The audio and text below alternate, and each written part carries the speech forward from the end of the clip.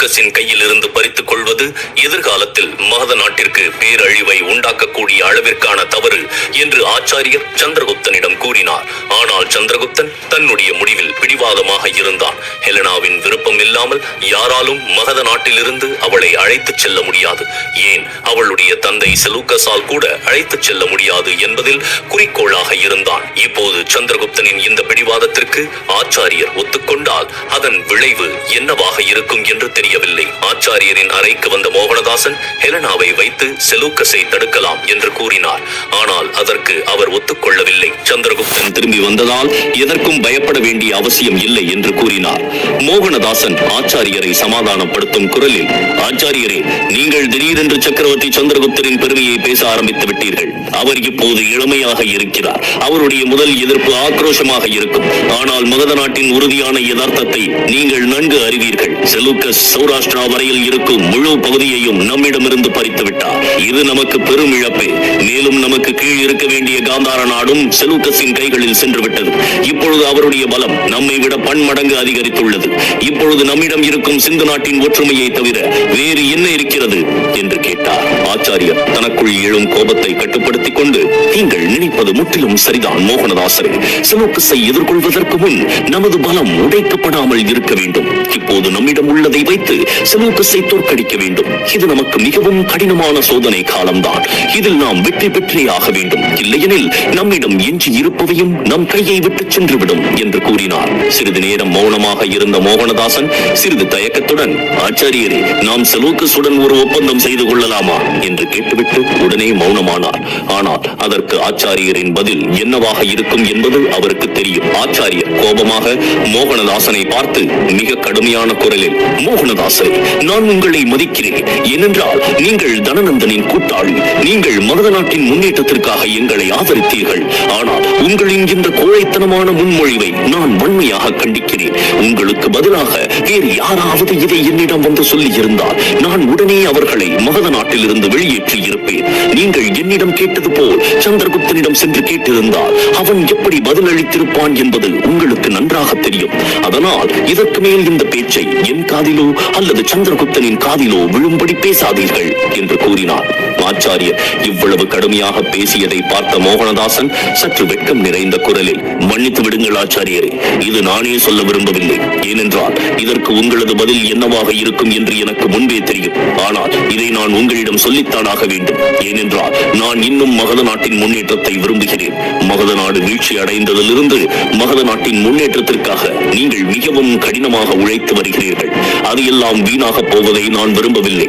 மகத நாட்டின் இந்த சீரும் செழிப்பும் ஒரு வெளிநாட்டு கொள்ளைக்காரனின் கையால் அழிக்கப்படுவதை நான் கொஞ்சமும் விரும்பவில்லை. அதனால் என்னுடைய கருத்தை நான் மீண்டும் சொல்கிறேன். இது போன்ற ஒரு வழியை நீங்கள் கண்டுபிடிக்க வேண்டும். அதன் மூலம்தான் மகத நாட்டிற்கு ஏற்படும் பேரழிவை நிகழாமல் நம்மால் தடுக்க முடியும் என்று கூறினார். மோகனதாசன் கூறியதை கேட்ட ஆச்சாரியர் திடீரென்று ஏதோ யோசிக்க ஆரம்பித்தார். அடுத்த நொடியே அவர் ஒரு முடிவுக்கு வந்ததாக தோன்றியது. அவர் ஒரு புது வழியை கண்டுபிடித்து விட்டார். மறுபுறம் சந்திரகுப்தன் தன் அறையை நோக்கி சென்று கொண்டிருந்த போது திடீரென்று அவன் ஹெலனாவின் அறைக்கு அருகில் நின்றான். அந்த அறையின் கதவு மூடப்பட்டிருந்தது. ஏன் என்று தெரியவில்லை. அவனால் தன்னை கட்டுப்படுத்திக் கொள்ள முடியாமல் முன்னே சென்று அந்த அறையின் கதவை மெதுவாக தட்டினான். சில கணங்கள் காத்திருந்த பிறகு கதவு திறந்தது. ஹெலனா எதிரில் நின்று கொண்டிருந்தாள். அவளை பார்க்கும் பொழுது தூக்கத்தில் இருந்து எழுந்து வந்தவள் போல தெரியவில்லை. ஹெலனா வந்து நிற்பதை பார்த்த சந்திரகுப்தன், மன்னிக்கவும் ஹெலனா, நான் உன்னை தூக்கத்தில் இருந்து எழுப்பிவிட்டேன். ஆனால் என் இதயத்தில் எந்த பாரத்தையும் சுமக்க நான் விரும்பவில்லை. அதனால் காலை வரை என்னால் காத்திருக்க முடியவில்லை என்று அவன் பேசி முடிப்பதற்கு முன்பே குறுக்கிட்ட ஹெலனா, இப்போது நீங்கள் என்ன சொல்ல போகிறீர்கள் என்று எனக்கு தெரியும் சக்கரவர்த்தியே. எனது உண்மையான அடையாளம் உங்களுக்கு தெரிந்த பிறகு நீங்கள் என்னை நடத்திய விதத்திற்காக என்னிடம் மன்னிப்பு கேட்பதற்காகத்தான் இங்கு வந்திருக்கிறீர்கள் என்று எனக்கு தெரியும். ஆனால் அதற்கான அவசியம் இல்லை. உங்கள் மனநிலை இப்பொழுது எப்படி இருக்கிறது என்பதை என்னால் புரிந்து கொள்ள முடிகிறது. இந்த நேரத்தில் உங்கள் நடத்தையால் நான் மிகவும் புண்பட்டிருந்தாலும் இனி உங்கள் மீது எனக்கு அவ்வளவு கடினமான உணர்வுகள் இல்லை, இருக்கவும் முடியாது. ஏனென்றால் நான் உங்களை மிகவும் நேசிக்கிறேன். ஆனால் நீங்கள் நான் ஹெலனா என்று தெரிந்த பிறகு என்னிடம் நடந்து கொள்ளும் விதம் எனக்கு மிகவும் சங்கடமாக இருக்கிறது. தயவு செய்து இதை மட்டும் செய்யாதீர்கள் என்று கூறிய ஹெலனா சட்டென்று சிரித்தாள். சந்திரகுப்தனும் தன்னை தீவிரமாக வைத்துக் கொள்ள தன்னால் இயன்றவரை முயற்சி செய்து கொண்டிருந்தான். ஆனால் அவள் சிரித்ததை பார்த்தவுடன் திடீரென்று அவன் உதடுகளிலும் லேசான புன்னகை தோன்றியது. பிறகு ஹெலனாவை பார்த்து, உண்மையில் கயா உன்னுடைய பணிப்பெண்ணா என்று கேட்டான். ஹெலனாவின் முகத்தில் இருந்த புன்னகை மறைந்து வலியின் சுவடுகள் பரவியது. அவள் வலி மிகுந்த குரலில், ஆமாம் சக்கரவர்த்தியே, அவள் சிறு வயதிலிருந்தே என்னுடன் இருந்தாள். என் தந்தை செலூக்கஸுக்கு என் மீது இருந்த அதே பாசம் அவள் மீதும் இருந்தது. உண்மையில் சில சமயங்களில் அவர் என்னை கயா என்று தவறுதலாக அழைப்பார். கயா எங்கள் அரண்மனையில் ஒரு பணிப்பெண்ணாக கருதப்படவில்லை. அவள் என் தங்கை மாதிரி தான் இருந்தாள். மாறாக என் நிழலாக இருந்தாள். எப்போதுமே என்னுடன் தான் இருப்பாள். ஒரு நாள் அந்த கடற்கொள்ளையன் திரவியனின் கையில் இருந்து என்னை காப்பாற்றுவதற்காக அவள் தன் உயிரையே கொடுத்தாள் என்று சொல்லிக் கொண்டிருந்தவள் அமைதியாகிவிட்டாள். அவள் கண்களில் கண்ணீர் பெருக ஆரம்பித்தது. ஹெலனா இப்படி அழுவதை பார்த்த சந்திரகுப்தன் தான் எதுவும் சொல்லாமல் மௌனமாக இருந்தான். சந்திரகுப்தன் இப்படி அமைதியாக இருப்பதை பார்த்த ஹெலனா தன் கண்களில் வழிந்த கண்ணீரை துடைத்துக் கொண்டே, உங்களுக்கு வேண்டுமானால் என்னை நீங்கள் கயா என்று அழைக்கலாம் என்று சொல்லவும் சந்திரகுப்தன் உடனே, இல்லை, நான் இப்போது உன்னை ஹெலனா என்று அழைக்கிறேன். இதுதான் உன்னுடைய உண்மையான அடையாளம். ஆனால் நான் உன்னிடம் ஒரு கேள்வி கேட்க வேண்டும் என்று நினைக்கிறேன். பராந்தக தீவிலிருந்து உன்னை அழைத்துச் செல்ல வந்த அந்த கிரேக்க வீரன் ஆண்ட்ரூஸ் பற்றிதான். அவன் உண்மையில் உனக்காக உன் தந்தையால் தேர்வு செய்யப்பட்டவனா என்று கேட்டான். ஹெலனா ஆம் என்று தலையை ஆட்டினாள். அப்படியென்றால் உன்னுடைய விருப்பத்தின் பெயரில் உன் தந்தை ஆண்ட்ரூஸை தேர்ந்தெடுக்கவில்லையா என்று சந்திரகுப்தன் கேட்கவும் ஹெலனா மறுப்பு தெரிவித்து, இல்லை சந்திரகுப்தரே, அப்போது எனது விருப்பமும் அதில் இருந்தது. உண்மையில் முதல் பார்வையில் நான் ஆண்ட்ரூஸை விரும்ப ஆரம்பித்தேன். ஆனால் நான் அப்போது அவனை சரியாக அறிந்து கொள்ளவும் புரிந்து கொள்ளவும் எனக்கு வாய்ப்பு கிடைக்கவில்லை. பிறகு மெல்ல மெல்ல அவனை பற்றி தெரிந்த பிறகுதான் அவன் மீது எனக்கு வெறுப்பு வர ஆரம்பித்தது. அவன் ஆணாக பிறந்ததை நினைத்து மிகவும் பெருமைப்படுகிறான். பெண்களை மதிக்கவே தெரியாது. மாறாக அவன் அனைத்து பெண்களையும் தனக்காக படைக்கப்பட்ட பணிப்பெண்களாகவே கருதுகிறான். அது மட்டுமின்றி அவனது நடத்தையும் மிகவும் கொடூரமானது. பெரும்பாலும் அவன் இரக்கமற்ற முறையில் தான் நடந்து கொள்வான். அவனை பற்றிய உண்மை எனக்கு தெரிந்ததும் இதை என் தந்தை செலூக்கஸிடம் நான் சொன்னேன். ஆனால் அவர் நான் கூறியதற்கு மறுப்பாக ஊரில் எதிரிகளை எதிர்கொள்ளும் எந்த ஒரு வீரனும் சிறிது இரக்கமற்றவனாகவும் சிறிது கொடூரமானவனாகவும் மாறுகிறான். இது இயற்கையானதுதான் என்று என்னிடம் வாதிட்டார். உண்மையில் என் தந்தைக்கு ஆண்ட்ரூஸை மிகவும் பிடிக்கும். ஏனென்றால் அவனுடைய குடும்ப பின்னணியும் மிகவும் வலிமையாக இருந்தது. எப்படியும் அவனை நான் திருமணம் செய்து கொள்ள வேண்டும் என்றுதான் என் தந்தை விரும்பினார் என்று சொல்லிவிட்டு ஹெலனா மீண்டும் மௌனமாக இருந்தாள். ஹெலனாவின் மௌனத்தை பார்த்த சந்திரகுப்தன், அப்படி என்றால் நீயாகத்தான் கல்வி சுற்றுலா என்று கூறி கிரேக்க நாட்டை விட்டு ஓடி வந்து விட்டாயா? இப்போது உனக்கு அங்கே திரும்பிச் செல்ல விருப்பம் இல்லையா என்று கேட்கவும், ஆமாம் சக்கரவர்த்தியே, இங்கு வந்த பிறகுதான் உங்களை சந்தித்தேன்.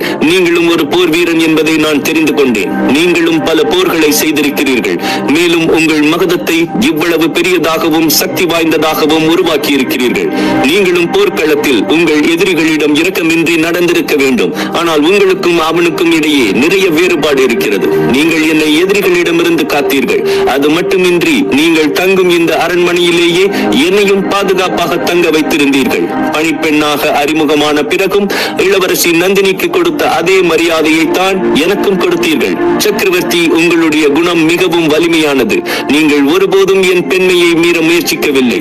இல்லையெனில் நீங்கள் விரும்பினால் மற்ற அரசர்களைப் போல் என்னை கட்டாயப்படுத்தி உங்கள் பணிப்பெண்ணாக வைத்திருந்திருக்கலாம். உங்களுடைய இந்த குணம்தான் என்னை மிகவும் கவர்ந்தது. நான் உங்களை காதலிக்க ஆரம்பித்தது எப்போது என்று எனக்கே தெரியாது என்று சொல்லும் போது ஹெலனாவின் முகம் வெட்கத்தில் இளஞ்சிவப்பாக சிவந்தது. கயாவாக இருந்தபோது தன் காதலை மிக எளிதாக வெளிப்படுத்தியவள் இப்போது ஹெலனாவின் வடிவில் சந்திரகுப்தனின் முன் ஏன் இவ்வளவு தயக்கம் கொள்கிறாள் என்று தெரியவில்லை. சந்திரகுப்தன் அவள் சொல்வதை மிக கவனமாக கேட்டுக் கொண்டிருந்த போது இன்று முதல் முறையாக ஹெலனாவிடம் ஏதோ வித்தியாசமான ஒரு உணர்வை உணர ஆரம்பித்தான். ஒருவேளை அவனும் ஹெலனாவின் காதலை ஏற்க ஆரம்பித்திருக்கலாம். மறுபுறம் இது எதுவும் தெரியாமல் தளபதி செலூக்கஸ் காந்தார நாட்டை அடைந்து விட்டான். அவன் அங்கு வந்தவுடன் டிமிட்ராஸ் அவனை வரவேற்று நடந்த அனைத்தையும் கேட்டுக்கொண்டான். சாணக்கியன் தன்னுடைய தந்திரத்தால் செலூக்கஸ் மற்றும் ஆமாத்தியரை வஞ்சகத்தால் கைப்பற்றியதை கேட்டு தெரிந்து கொண்டதும் அவனுடைய முகம் கோபத்தில் செக்கச்செவேல் என்று சிவந்தது. அவன் செலூக்கஸிடம், தளபதியாரே, அந்த சாணக்கியன் தன் தந்திரத்தை விட்டு விலக மாட்டான் என்று எனக்கு நன்றாக தெரியும். அவன் முன்பு ஒருமுறை நம் இளவரசி ஹெலனாவின் வளையலை என்னிடம் காட்டி என்னை ஏமாற்றி விட்டான். ஆனால் எனக்கு அப்போது அது தெரியாமல் நான் நான் திரும்ப வேண்டிய கட்டாயம் ஏற்பட்டது. இல்லையெனில் நான் அன்றே மகத நாட்டை கைப்பற்றி இருப்பேன். ஆனால் என்னால் இனிமேல் இதையெல்லாம் பார்த்துக் கொண்டு அமைதியாக இருக்க முடியாது. நீங்கள் இப்பொழுது எனக்கு உத்தரவு கொடுங்கள். நான் உடனே படையுடன் சென்று மகத நாட்டை நம் நாட்டிற்கு கீழே கொண்டு வருகிறேன் என்று கூறினான். டிமிட்ராஸ் இவ்வளவு ஆவேசமாக பேசுவதை பார்த்த செலூக்கஸ், நிச்சயமாக டிமிட்ராஸ், நான் உனக்கு அதற்கான வாய்ப்பு தருகிறேன்.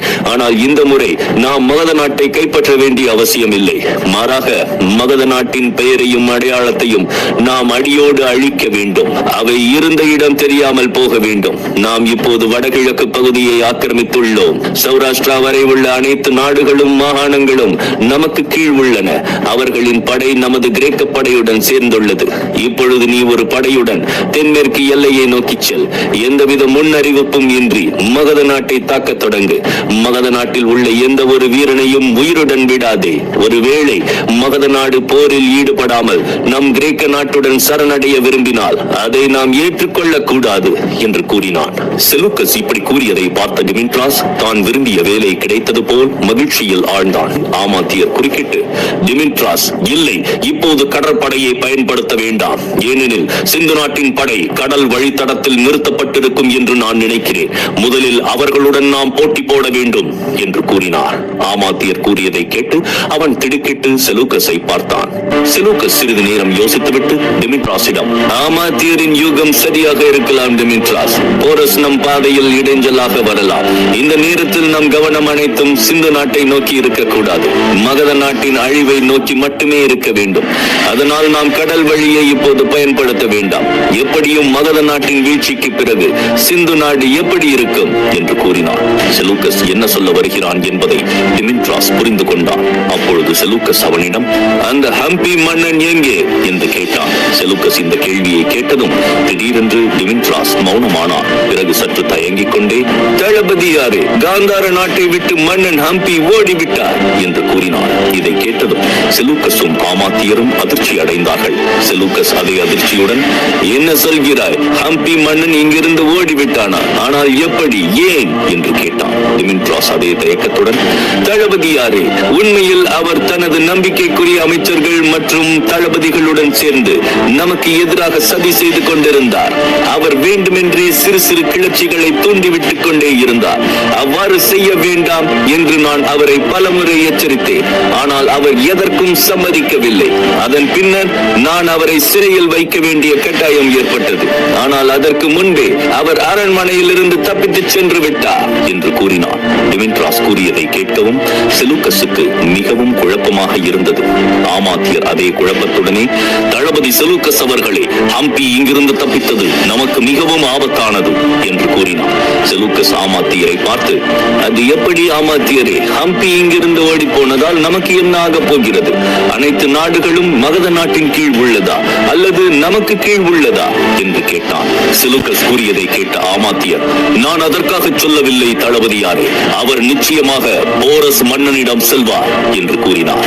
செலூக்கஸ் சற்று ஆச்சரியமாக, ஆனால் அவர் போரஸை தன்னுடைய பரம எதிரியாக அல்லவா நினைத்தார் என்று கேட்கவும், ஆமாம் தளபதியாரே, ஆனால் இப்போதைய சூழ்நிலையில் அவருக்கு போரஸிடம் செல்வதை தவிர வேறு வழி இல்லை. எப்படி இருந்தாலும் அவரது தந்தை ஏற்கனவே சிந்து நாட்டில் இருக்கிறார். மேலும் பெரிய விஷயம் என்னவென்றால், இந்த நேரத்தில் ஹம்பிக்கு போரஸை விட பெரிய எதிரி நீங்கள்தான். உங்களை அழிக்க வேண்டும் என்பதற்காக போரஸ் மீது உள்ள பகையை மறந்து அவனுடன் ஒப்பந்தம் செய்து கொள்வார் என்று கூறினார். ஆமாத்தியர் கூறியதை கேட்ட டிமிட்ராஸ் ஆணவமான குரலில், ஆனால் அந்த கோழையால் நம்மை என்ன செய்ய முடியும்? அவனுடைய நாடு மற்றும் அதில் உள்ள அனைத்து படைகள் அனைத்தும் நம் கட்டுப்பாட்டில் தானே உள்ளது என்று அவன் கூறிக்கொண்டிருக்கும் பொழுது குறுக்கிட்ட ஆமாத்தியர், இல்லை டிமிட்ராஸ், நீ அப்படி நினைக்க வேண்டாம்.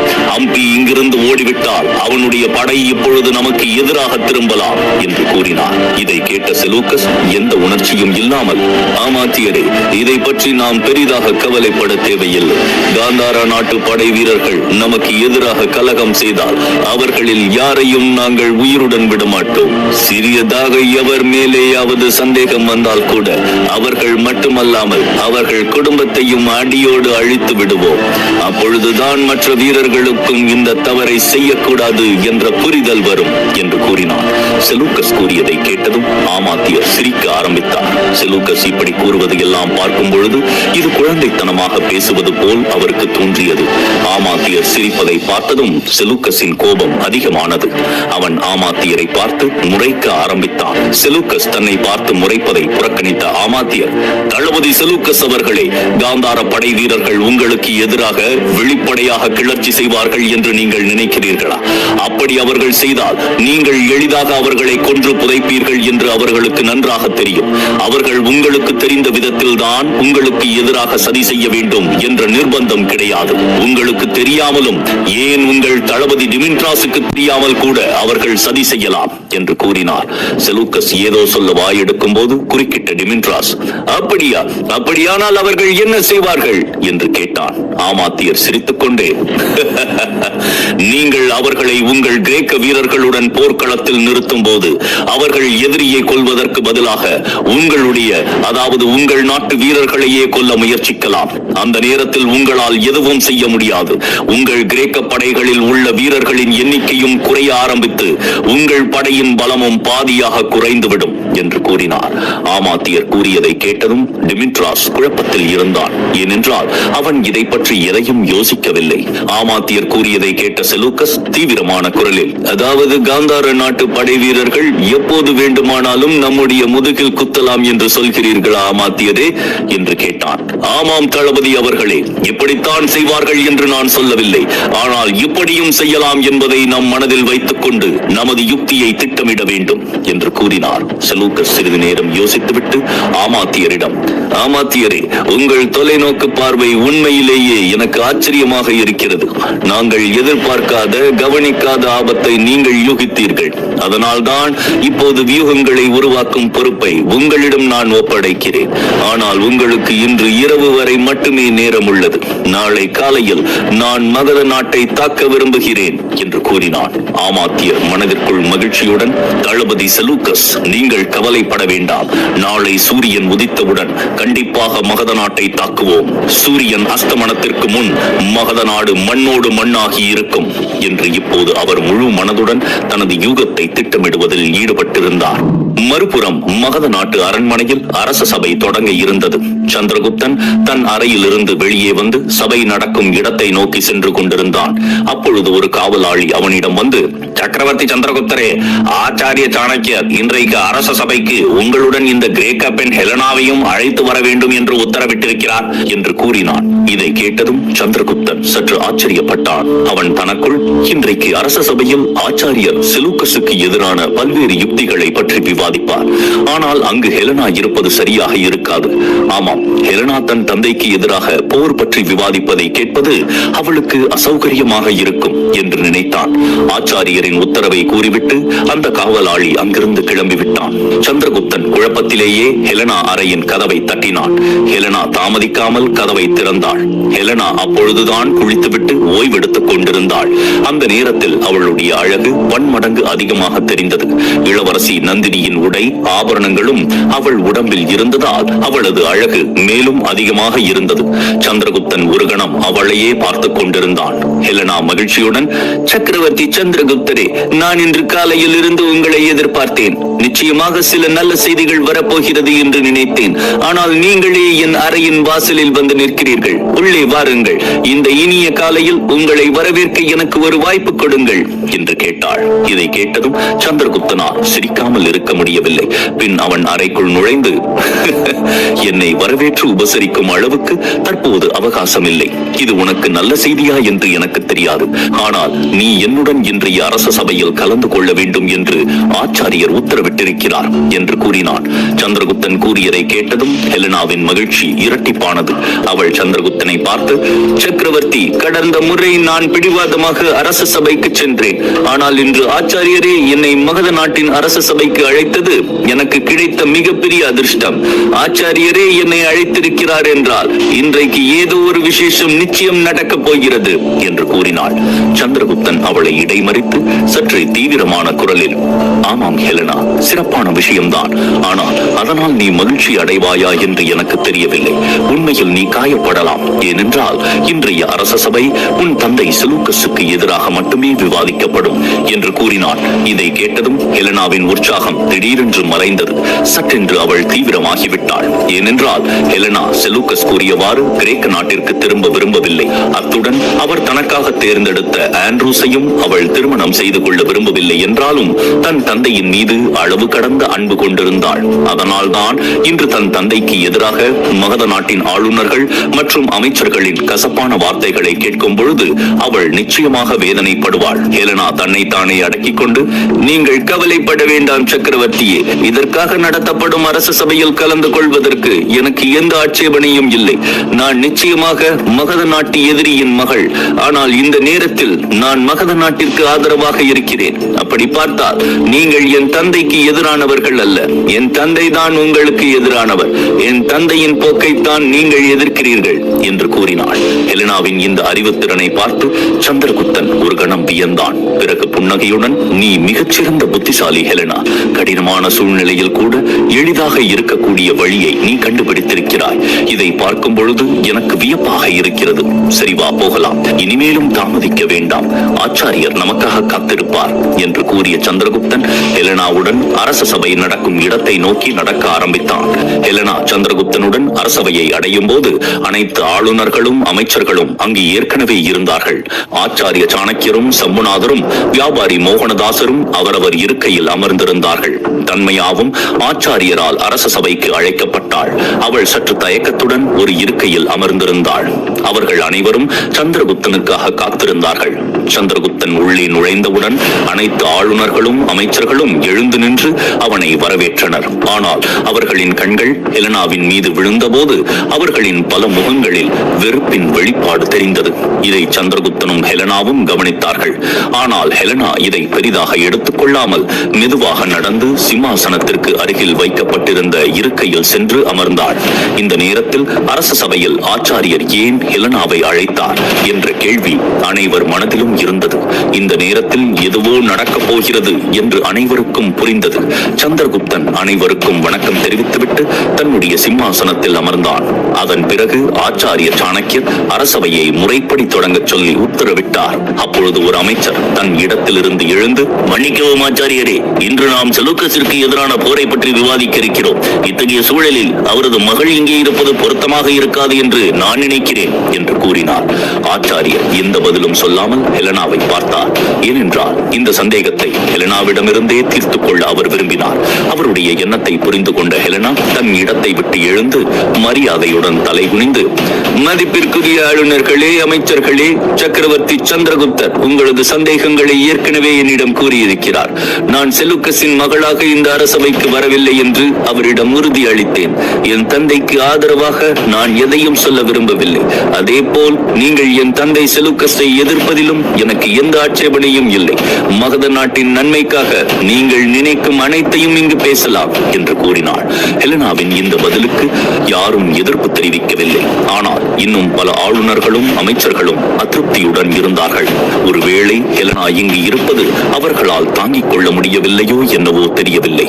ஆச்சாரிய சாணக்கியர் தன் இருக்கையை விட்டு எழுந்து, செலூக்கஸுக்கு எதிராக வலுவான வியூகம் வகுப்பதுதான் இன்றைய அரசவை கூட்டத்தின் முக்கிய அம்சம்.